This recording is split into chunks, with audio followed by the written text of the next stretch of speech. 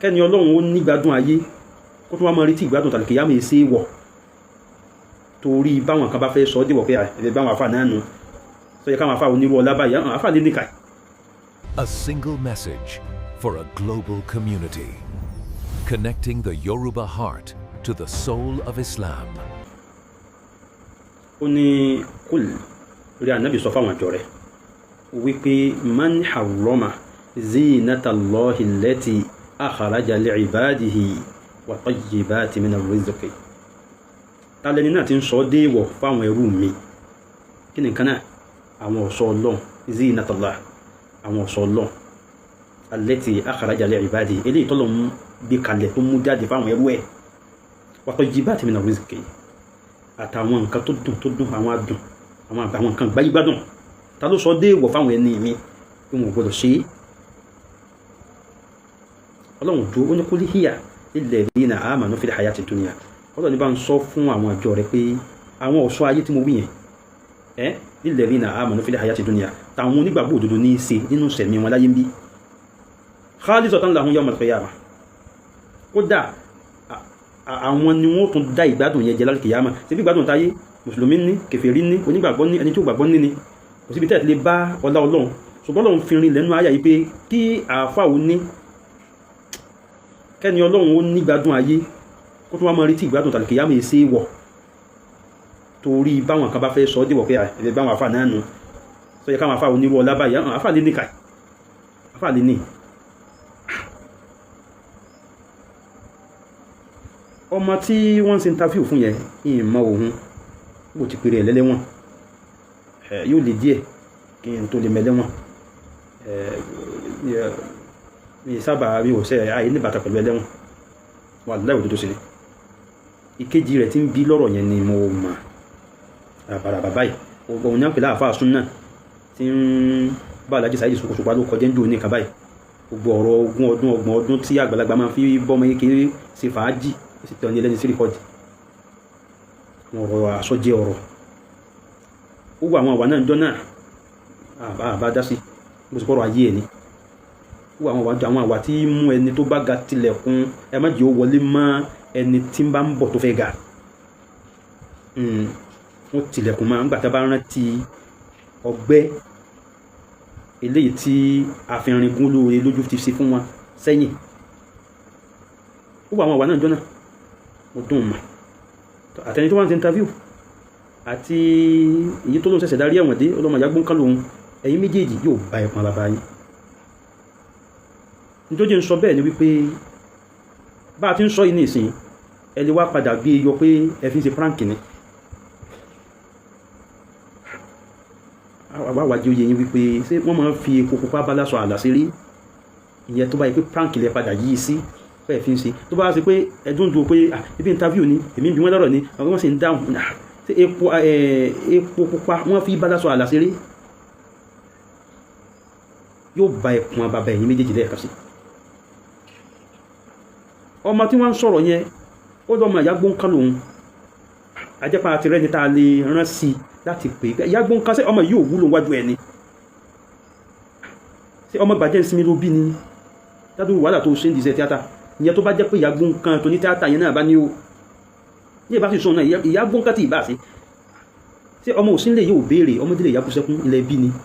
ìyá ló ń ṣẹ̀ṣẹ̀ darí ẹ̀wọ̀n dé ìsì tó ń kọlẹ́tà sẹ́wọ̀n mi abẹ́ ẹ̀mọ́tán pè ní ifá ni mùsùlùmí ò gbọdọ̀ débẹ̀ èyíkéyìí mùsùlùmí tẹ́ bá báńdì kó wá tẹfá àbúlọ sífá ara àwọn onífá ni ẹgbẹ́ wọn ni ọ̀rẹ́ wọn ni alájọṣe wọn ni ara wọn ni wọ́n sọdún fá ẹ̀wọ̀n náà wà ń bẹ̀ wọ́n wá jọ ń ṣe àwọn wọn ò lè jọ ṣe láìsí kó jára wọn mùsùlùmí kankan tí Islam wà ní ẹ̀jẹ̀ rẹ̀ kan ò gbọdọ̀ dánwò ẹ̀wò ká tó wá pàfẹ́ ẹ̀sìn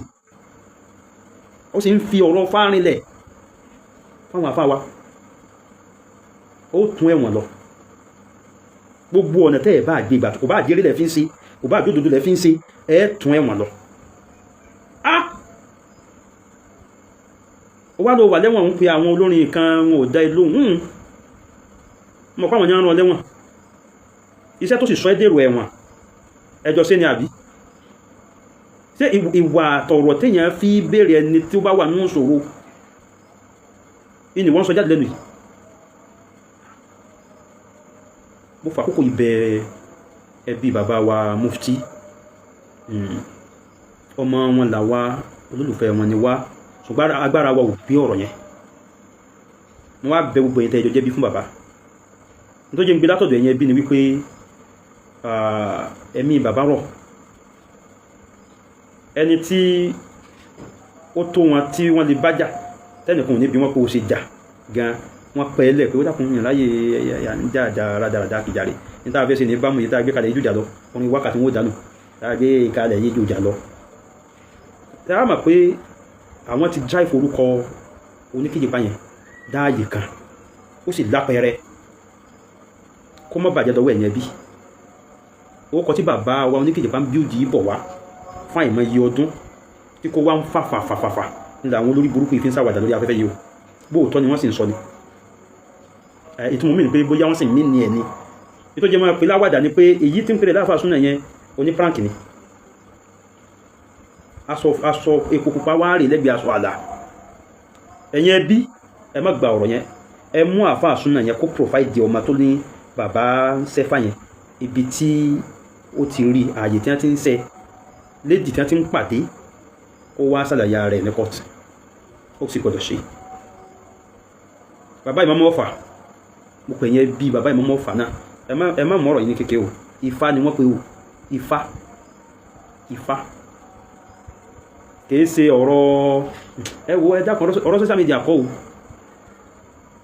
ọmọ èké lóun ó fi àgbàlagbà ṣẹ̀sìn àgbàlagbà ní òtó bẹ́ẹ̀ ó ní bàbá tí ń lọ ọyí àgbẹ̀lẹ̀ ẹ̀ka kò nìdí èèyàn mélòó lè yóò fẹ́ di hàn kò sí ní tábani lówó kọjí o kò sí fọ́tò tábani lówó kọjí o lè gbé wá o àwọn kan wá ń bẹ ẹni tó ní ọ̀rọ̀ ní ó yanjú nǹkan ẹ̀ a fi Ọlọ́run bẹ̀ yín ẹ má fojú kékeré wo ọ̀rọ̀ yìí tó nípa báyìí wọ́ tó pinnu lọ́mọ ìyá gbóǹkan mọ̀mọ́ra bí tí wá bẹ̀rẹ̀ rí o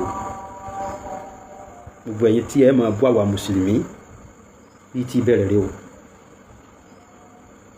ọ̀kan náà ṣẹlẹ̀ ń jò ní nǹkan báyìí tí ìyá Ọ̀ṣun kan jáde kò sírọ́ tí ò pa mọ́ àfa àwa kan nígbò ó yá ló ní wọ́n ní kó máa sọ bẹ́ẹ̀ bàbá kan náà jáde tó náà sọ wẹ́ nígbò ó yá òun náà tún ní ohun túbá kán forí jẹun ni nígbà tó wọ̀ pa wíbà bí àwa tá a jẹ́ mùsùlùmí bá wá dìde tá a take care of ẹ wà láǹṣẹ jàgídíjàgà ọ̀rọ̀ tí ẹ rí tí wọ́n náà tí ẹ gbọ́ tán yìí ẹ̀yẹn máa ohun tí ó padà gbẹ̀yìn ẹ̀ àwa náà láti tó kọ́kọ́ máa gbẹ̀bẹ̀ kí wọ́n tó bẹ̀bẹ̀ gan àforíjì tí ó kápá ẹ̀bẹ̀ wọn ti wà ńlẹ̀ kí dáa fẹ́ fi gbójákújákú sí